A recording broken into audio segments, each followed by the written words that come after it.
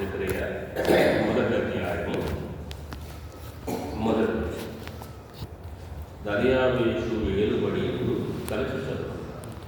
దర్యావేషు ఏలుబడియుడు 2వ సంవత్సరము 8వ నెలలో యెహోవా వాక్కు ప్రవక్తయు ఎద్దోకు పుట్టిన బెరక్యా కుమారుడైన జకర్యాకు ప్రత్యక్షమై సెలవిచ్చినదేమనగా, ప్రార్థన చేస్తాం.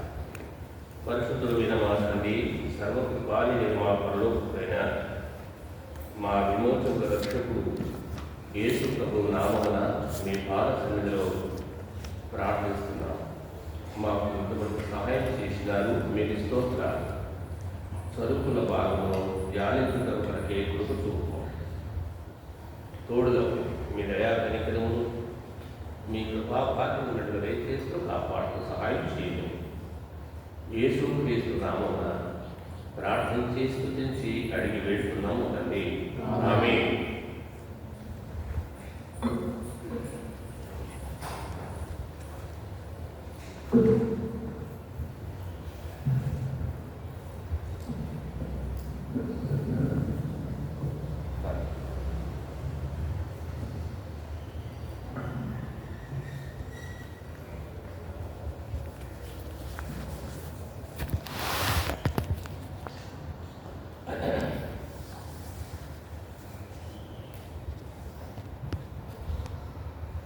జకర్యా గ్రంథంలో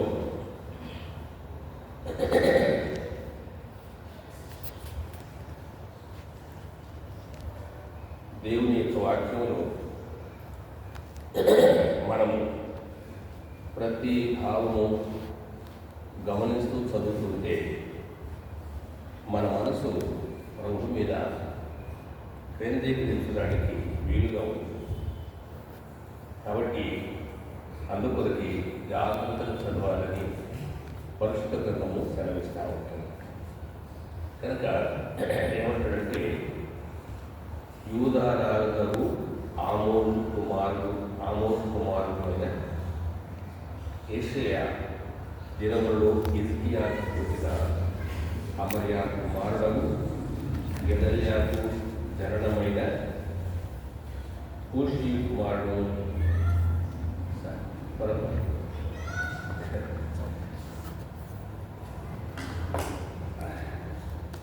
దర్యావేషు ఏలుబడియుడు 2వ సంవత్సరము 8వ నెలలో యెహోవా వాక్కు ప్రవక్తయు ఎద్దోకు పుట్టిన బెరక్యా కుమారుడైన జకర్యాకు ప్రత్యక్షమై సెలవిచ్చినదేమనగా అంటాడు.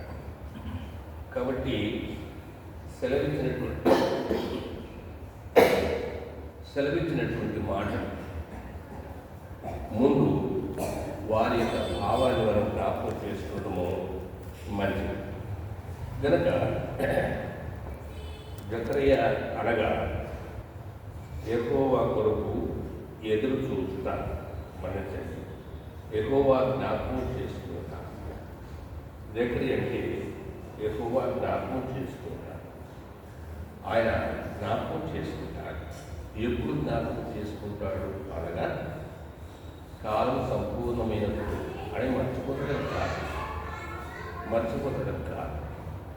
కనుక ఆయన జ్ఞాపకం చేసుకుంటాడు. చాలామంది ప్రార్థనలో మాట్లాడతారు బైబిల్లో, అయ్యా నన్ను జ్ఞాపకం చేసుకుంటాడు. కాబట్టి మరి నిర్గమాకాండం 3వ అధ్యాయం 7వ వచనంలో మోషేతో అంటాడు, ఐగుప్తులో ఉన్నటువంటి నా ప్రజలను విడిపించడానికి నేను దిగి వచ్చినాను. చదవండి. 3వ అధ్యాయం 7వ వచనం. అమ్మా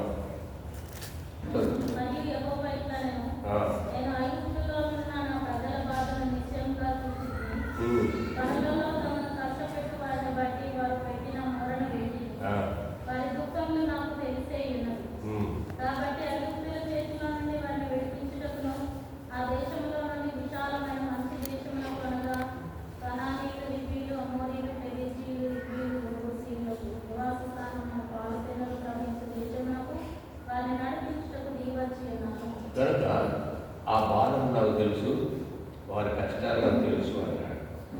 మరి తెలిసినటువంటి దేవుడు ఇంతకాలం కనుక ఆగడానికి కారణం ఏంటి అని అంటే 2వ అధ్యాయం 6 వచనాలు అంటాడు, ఇలాగూ అనేక దినములు గడిచిన తరువాత మీదట ఎలాగూ ఆయన ప్రజలు ఐగుప్తు దేశంలో చాలా కష్టపడుతున్నారు, అనేక దినాలు గడిచిన మీదట అంటాడు.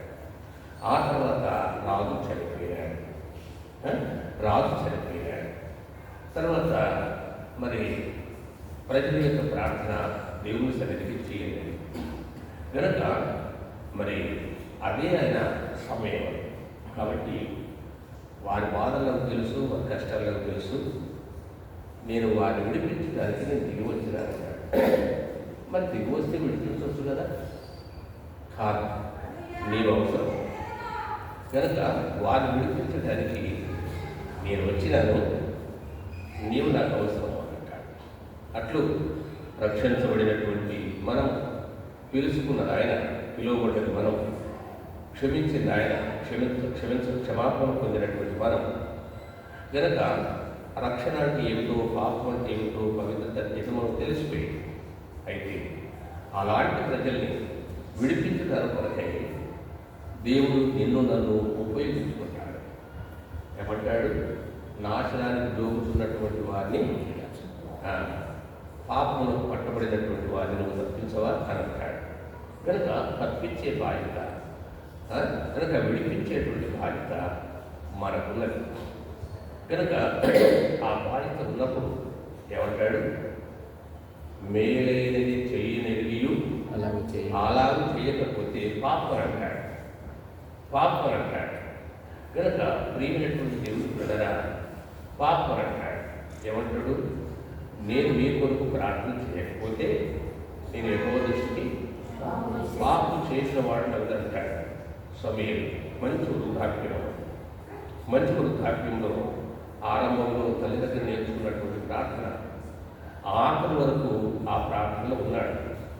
పాపం మానుకుంటే నేను ప్రార్థన చేసినట్టు, పాపం చేసినటువంటి వాడు ప్రార్థన చేయడు, ప్రార్థన చేసేటువంటి వాడు పాపం చేయడు. మరి అలాంటప్పుడు పాపం మనమే వినడంటాడా? కనుక ఆలోచన లేదు. కాబట్టి విరిగినటువంటి వాడు, పాపంలో ఉన్నటువంటి వాడు పాపినంటే వింటాడు కానీ పాపి కొరకు ప్రార్థన చేయలేదు.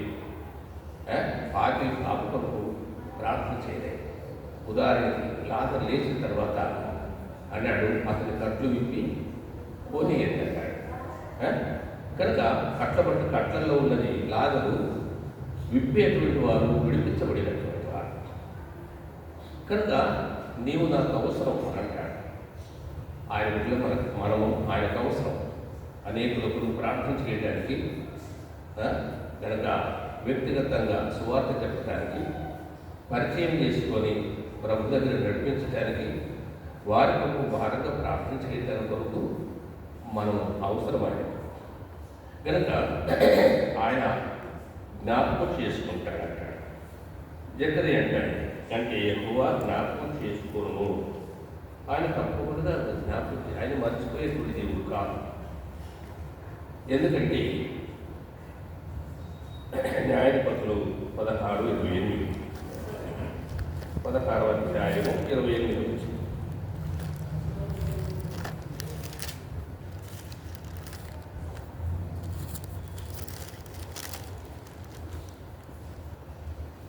అప్పుడు సంసోను, యెహోవా ప్రభువా, దయచేసి నన్ను జ్ఞాపకము చేసుకొనుము. దేవా, దయచేసి ఈసారి మాత్రమే నన్ను బలపరచుము. ఇదేమి జ్ఞాపకం? తప్పు చేసిన కట్లలో పడ్డాను, కన్నులు ఊడగలగబడ్డాయి. అయితే నాకు విజయం ఇవ్వండి అని తన కొరకు ప్రార్థన చేసుకుంటున్నాడు. మలాకి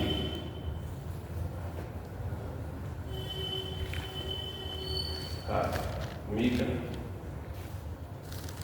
7వ అధ్యాయం.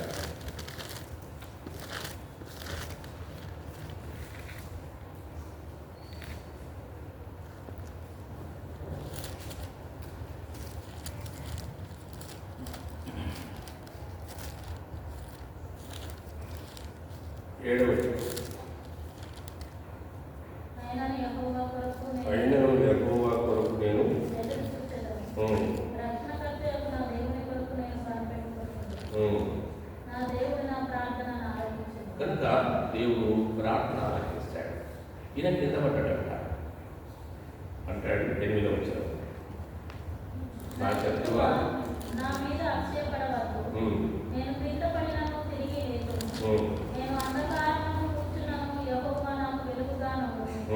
నేను యెహోవా దృష్టికి పాపం చేస్తుంది గనుక ఆయన నా పక్షమున రాజ్యమాడి కారణం నా శత్రువా నా మీద అతిశయపడవద్దు.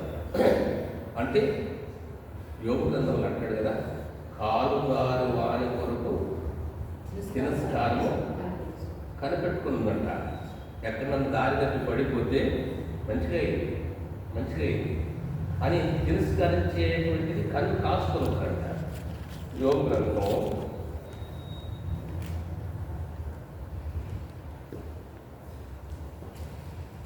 12:5 అనుకుంటారు.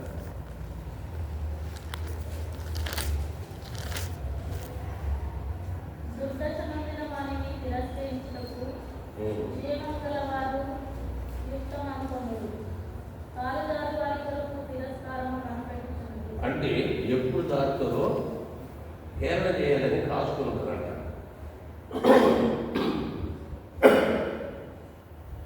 అట్లు మీక అతిశయపడుతుందంట. జరిగినటువంటి దానికి మంచిగా అయిందని అతిశయపడుతున్నాడు. అయితే నేను కింద పడ్డా తిరిగి లేస్తాను, నాకు ఆ విశ్వాసం ఉన్నది. నువ్వెవడదా నా మీద అట్లా అంటారు. తర్వాత 30వ కీర్తన మొదటి వచ్చింది అంటాడు, నా శత్రువు నా విషయమై సంతోషింపనీయక నీవు నన్ను ఉద్ధరించిన. మన దేవుడు మనల్ని రక్షించింది కాకుండా మనల్ని ఉద్ధరిస్తాడు. కనుక శత్రువు సంతోషించకుండా మనల్ని ఉద్ధరిస్తాడు. శత్రువు సంతోషించేటువంటి పనులు మనం చేస్తే మనం ప్రార్థన చేయలేము. ఒకవేళ చేస్తే నీకు నువ్వే చేసుకోవాలి. అయ్యా, నేను నా శత్రువునే సంతోషపరుస్తున్నాను, ఎవరికి ప్రార్థన చేయడానికి నాకు మొహం చాలా, ముందు నన్ను బాగు చేయి, నాకు సహాయం చేయని. తప్పు చేసినటువంటి వారు ప్రార్థన చేస్తే, మంచి మనసుతో చేస్తే వింటాడు. అయితే వేరే వాళ్ళ కొరకు చేస్తే వినడు. ఎందుకంటే ఎవరన్నా మత్తయి సువార్తలో నీ కంట్లో పెట్టుకునేదేమో దూరం, చూపించేదేమో నలుసు. కనుక అట్లా కాకుండా ముందు నీ కొరకు చేయాలి. కాబట్టి లేనటువంటి యువతులరా ఏమంటాడంటే, నా గురించి నీవే అతిశయం అన్నట్లుగా సంసోను తన కొరకు ప్రార్థన చేసుకుంటున్నాడు. మరి నిర్గమకాండంలో ప్రజలు ప్రార్థన చేసినట్టు చూసినాం. ఆ ప్రార్థన 3:7 దేవుని సన్నిధి చేరుకున్నట్టు చూసినాం.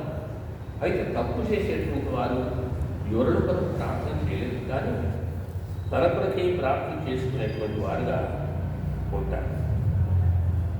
తర్వాత జకర్యా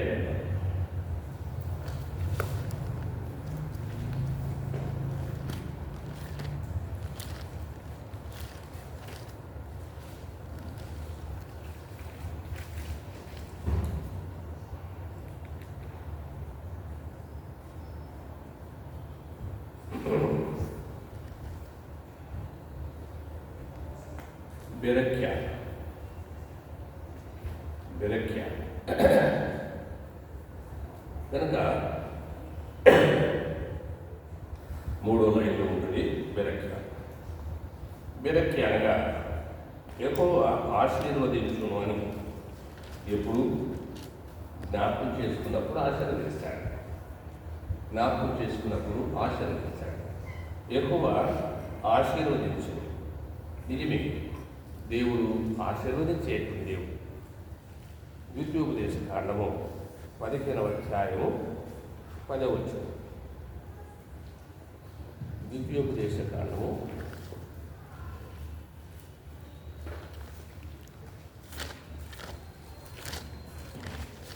'నీవు నిశ్చయముగా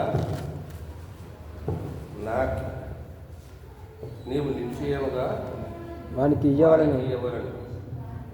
వానికి ఇచ్చినందుకు మనస్సులో విచారపడకూడదు. ఇందువలన నీ దేవుడైన యెహోవా నీ కార్యములన్నిటిలోనూ నీవు చేయు పనులన్నిటిలోనూ నిన్ను ఆశీర్వదించును. నీవు నిశ్చయముగా నీవు నిశ్చయముగా వానికి ఎవరును వానికి ఇచ్చినందుకు మనసులో కనుక పొరపాటునిస్తే అని అనుకుంటాం, కానీ విచారపడుతాను విచారపడు కనుక మరి అందువలన నీ దేవుడైన యెహోవా నీ కార్యములన్నిటిలోనూ నీవు చేయు ప్రయత్నములన్నిటిలోనూ నిన్ను ఆశీర్వదించాడు. కాబట్టి దేవుడు ఆశీర్వదిస్తాడు. ఆయన మనల్ని ఆశీర్వదించుతాను కొరకే రక్షించుకున్నాడు. 30లో ద్వితీయోపదేశ కాండము 30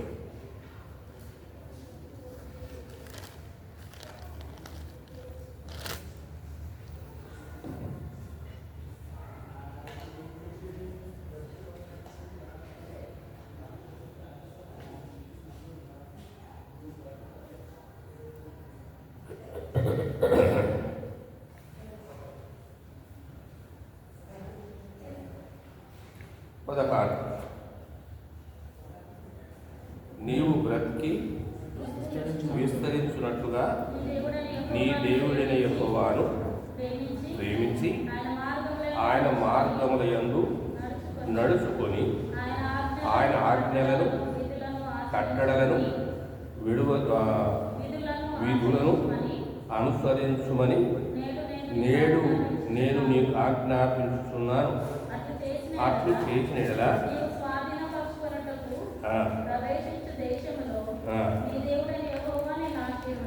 కాబట్టి ప్రియమైనటువంటి వాళ్ళరా ఆశీర్వదించబడటానికి షరతులు ఉన్నాయి. కాబట్టి ఈ ప్రకారంగా అంటాడు 115 కీర్తన.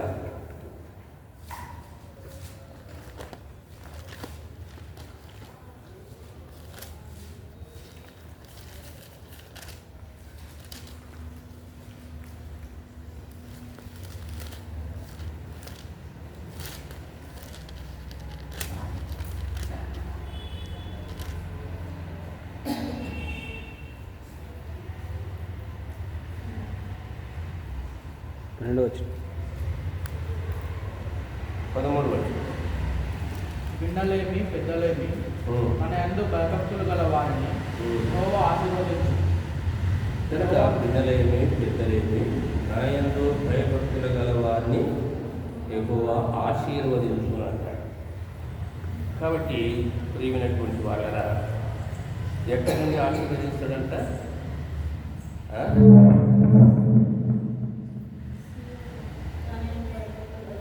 సీయోనులో నుండి యెహోవా నిన్ను 128వ కీర్తన 5వ వచనంలో ఏమంటాడు? సీయోనులో నుండి యెహోవా నిన్ను ఆశీర్వదించాడు. కనుక 134వ కీర్తన 3వ వచనం భూమి ఆకాశములను సృజించిన యెహోవా సీయోనులో నుండి నిన్ను ఆశీర్వదించునుగా. కాబట్టి ఆ ప్రకారంగా దేవుడు ఆశీర్వదిస్తాడు. తర్వాత అదే జెఫ్రెయా గ్రంథంలో 1వ వచనంలో ఇద్దు అంటాడు. మరి యెహోవా జ్ఞాపకం చేసుకును, మరి యెహోవా ఆశీర్వదించును. మరి ఇద్దు అనగా ఏర్పాటు చేయబడినటువంటి దినము, ఏర్పాటు చేయబడినటువంటి దినము. కనుక ఏర్పాటు చేయబడినటువంటి దినమున ఆయన ఆశీర్వదిస్తాడు. సమయం కొరకై చూస్తాడు, సమయం కొరకై చూస్తాడు. కనుక ప్రియమైనటువంటి వాళ్ళ కనాను విందులో ద్రాక్షరసం అయిపోయినప్పుడు అయ్యా వారు ద్రాక్షరసం అయిపోయిందని మరియమ్మ చెప్తే, అమ్మా నాకు నీకేమి పని, నా సమయం ఇంకా రాలేదు, నా సమయం ఇంకా రాలేదు అని అంటాడు. ఆయన సమయం కొరకే చూస్తూ ఉంటాడు. తర్వాత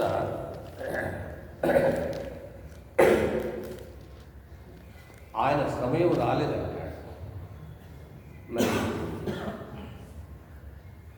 లాజరు రోగి అయి ఉన్నప్పుడు కబురు చేసినారు. నువ్వు ప్రేమించు లాజరు రోగి అయి ఉన్నాడని కబురు చేస్తే అక్కనే 2 రోజుల, ఎన్ని రోజులు, 4 రోజుల, 3 రోజులు, 3 రోజులు అయింది. ఆలస్యం చేసినాడు.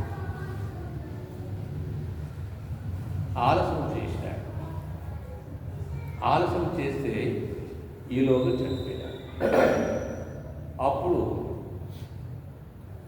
వెళ్ళినాడు. అంటే మానవ ప్రయత్నాలు కంప్లీట్గా అయిపోయినప్పుడైనా కార్యం చేస్తాడంట. బ్రతుకుండగా ఏదో చేస్తే కుదరదంట. చావాలి, ఆయన చనిపోతేనే కానీ దైవ కార్యమని గ్రహిస్తారు.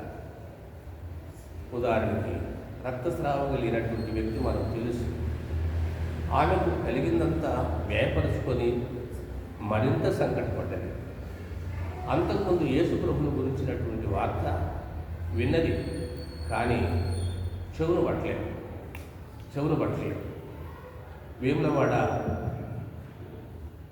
వేములవాడ దగ్గర ఒక గ్రామం ఉంది. వేములవాడకు ఒక 20 కిలోమీటర్ల దూరాన ఒక గ్రామం ఉంది. నేను అక్కడ సేవ చేసినప్పుడు అక్కడ వెళ్ళాను. ఆ ఊరిలో దయ్యం పట్టినటువంటి వ్యక్తులు ఉన్నారు. అంటే ఆ ఊరిలో ఒక మాంత్రికుడు ఒక కుటుంబానికి మంత్రం చేసినాడు. మంత్రం చేస్తే వాడి మంత్రం ఎలాంటిదంటే తల్లి నేర్చుకున్నాడు, తర్వాత కొడుకు కూడా నేర్చుకున్నాడు. శత్రువును వ్యక్తిని కష్టపెట్టడానికి మంత్రం చేసేది నేర్చుకున్నాడు. దాన్ని తిరిగి బాగు చేసేది నేర్పించే టైంలో తండ్రి చచ్చిపోయినాడు. పుల్లలు పెట్టేది నేర్పించండు, కానీ పెట్టి పుల్లలు తీసేసే టైంలో తండ్రి చనిపోయినాడు. ఇప్పుడు ఎవడు పోవాలి, ఎవరు చేయాలి? వారికి ఒక్కటే తెలుసు, మంత్రం చేసేది తెలుసు. మంచిగా ఉన్న కుటుంబాన్ని ఎడబాసేది పాపేది తెలుసు. వీడు కలిసి ఒళ్ళు శుభ్రం చేస్తే బాంబాయి పారిపోయినాడు. కనుక ఆ కాలంలో వారు దుబాయ్ వెళ్ళి, అందులో సోదరుడు దుబాయ్ వెళ్ళి పంపించిన డబ్బులల్లా ఖర్చు చేస్తున్నారు. సరే, ఈలోగా నేను ఆ ఊరు దాటి ఇంకా బయటకు వెళ్ళాలి. దానిలో వాళ్ళ పొలం ఉన్నది, చేనుంది.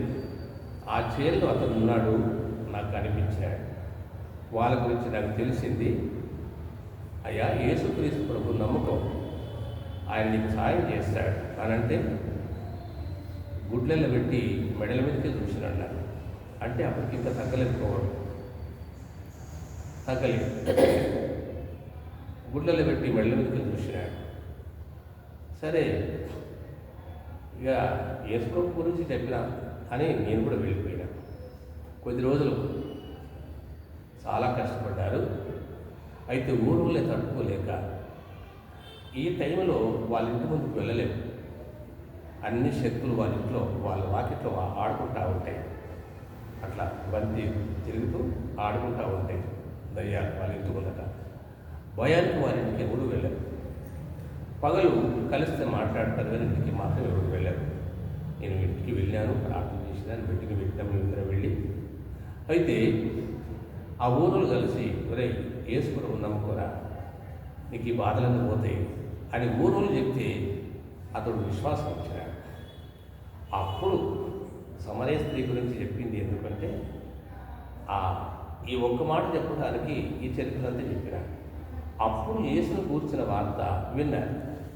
అంటే తనకున్నటువంటి సాయశక్తులన్నీ ఖాళీ అయిన తర్వాత ఆ మాట లోపలికి దూరింది. అవును, ఇదంతా ఖర్చు కంటే యేసు ప్రభు నమ్ముకుంటూ బాగుపడతామని అందరూ చెప్తున్నారు అని నమ్ముకున్నారు, బాగుపడ్డారు. వారు దాదాపు 40-50 కిలోమీటర్ల దూరం నుండి మందిరానికి ఎడ్ల బండి కట్టుకొని వస్తారు. బాగైనారు, మీటింగులు పెట్టుకున్నారు, ఆదివారము పెద్ద వ్యవసాయం ఏం పని చేయకుండా మళ్ళీ వస్తారు. చెప్పేది ఏంటంటే తన పులుసు ఉన్నంత మటుకు ఎవరు వినరు. అదంతా తగ్గిన తర్వాతనే దేవుడు అనేటువంటి మాట అర్థమవుతుంది. కాబట్టి ప్రియమైనటువంటి వాళ్ళగా అప్పుడే వింటాడు ఆయన, అప్పుడే వింటాడు. కనుక ప్రియమైనటువంటి దేవుని పిల్లరా, మరి ఏర్పాటు చేయబడినటువంటి సమయం, ఆ సమయానికి ఆయన దృష్టిలో అంటే లాజరు చనిపోయిన తర్వాతనే బాగు చేస్తే దేవుని కార్యమని అనుకుంటారు. వాళ్ళు అన్నారు, ఆ గుడ్డు వారి కళ్ళు బాగు చేశాడు కదా, ఈయన లేపలేడా అని అనుకుంటారు మరియ మార్తలు ఎందుకు వచ్చినటువంటి వారు. కనుక దేవునికి తెలుసు. కనుక ఏర్పాటు చేసినటువంటి సమయం, అమ్మా నాతో నీకేం పని, నా సమయం ఇంకా రాలి, ఆయన సమయం ఎప్పుడు వస్తుంది, కాలం సంపూర్ణమైనప్పుడే ఆయన కార్యం చేస్తాడు. యెషయా గ్రంథము 60వ అధ్యాయము 22వ వచనంలో ఏమంటాడు, చివరి వచనంలో అనుకుంటాను, 60లో 22వ వచనం చివరి భాగం, యెహోవాను నేను తగిన కాలమున ఈ కార్యాన్ని త్వరపెడుతానంటాడు. తగిన కాలమున ఈ కార్యాన్ని త్వరపెడతానంటాడు. ప్రియమైనటువంటి వాళ్ళరా, తగిన కాలం వచ్చినప్పుడు దేవుడు తప్పకుండా సాయం చేశాడు. హబక్కుకు 2వ అధ్యాయము 3వ వచనం, హబక్కుకు 2వ అధ్యాయం 3వ వచనం.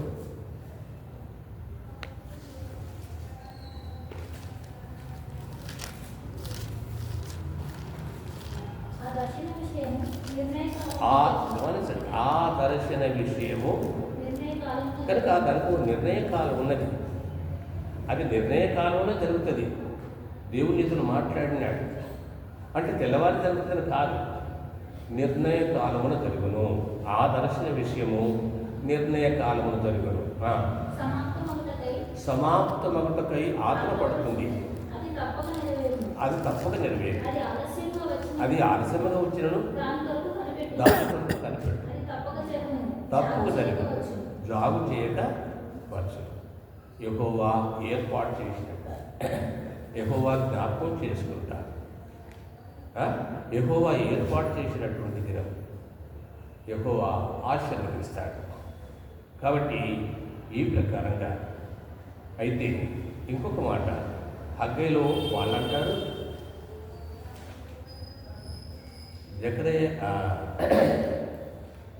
ఎజ్రా కాలంలో ఆయన కాలంలో ఒక 50,000 మంది యెరూషలేము నుండి వచ్చి మందిరము కొంత నడిపించినారు.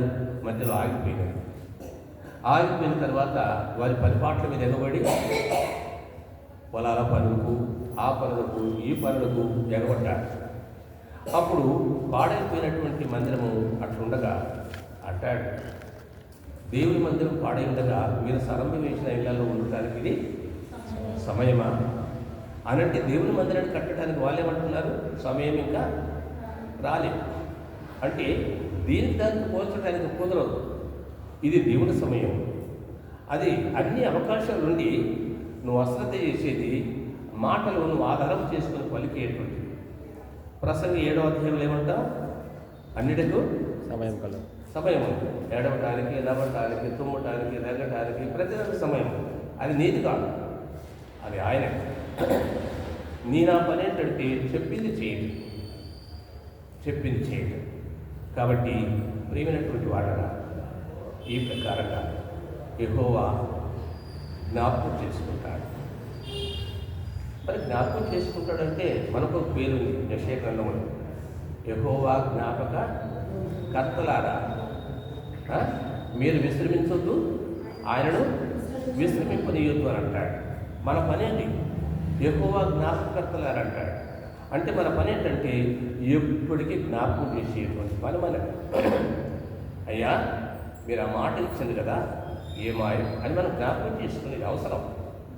జ్ఞాపకర్తలారా అని అంటాడు. కీర్తనకారుడు ఏమంటాడు, ఇది జరిగేంత మట్టుకు నేను మంచం ఎక్కను, నేను పరుండ మంచం ఎక్కను, నా కళ్ళకు నిద్ర రానివను, నా కనురెప్పలకు కునుకుపాటు కూడా రానివ్వనంటాడు. అంటే ప్రక్రియ చేసుకున్నాడు. ఇది జరిగేదాకా ఈ ప్రకారంగా నేను చేయనండి. అందులో మన తీర్మానం ఏంటి? మనం ఏమంటాం? ఏర్పాటు చేసిన సమయాన్ని మీరే చెప్పింది కదన్నా అని అంటారా? కాదు, మనం దేవుని సన్నిధిలో జ్ఞాపకం చేసేటువంటి వారు, జ్ఞాపకం చేసేవారు. 134 ఏమంటాడు? యెహోవా మందిరములో రాత్రి నిలుచుండు వారలారా. కనుక దేవుని యొక్క మందిరములో రాత్రి, ఈ పాపిష్టు లోకమే రాత్రి. ఈ రాత్రిలో మనమున్నాం. రాత్రి మనలో లేదు, మనము రాత్రి అయినటువంటి లోకములో ఉన్నాం. ఈ రాత్రి అయినటువంటి లోకములో మనం దేవుని సన్నిధిలో నిలబడేటువంటి వారు. ఎవరు నిలబడతారు? ముందట యజమాని ఉంటే అడిగిన దానికి సమాధానం వచ్చేదాకా నిలబడతా ఉంటాడు. అడిగింది వచ్చేదాకా, సమాధానం వచ్చేదాకా నిలబడతాడు, లేదా అడగటానికి నిలబడతాడు. అడిగిన తర్వాత ఏం చెప్తాడో చూస్తామని నిలబడతాడు. కనుక మనం ఆ ప్రకారంగా జ్ఞాపకం చేసేది అందుకొరకి మనం కోరుకున్నాం. కాబట్టి మరి ప్రార్థన చేస్తాం. రేపటి పరిచర్య కొరకు ప్రార్థన చేస్తాం. తర్వాత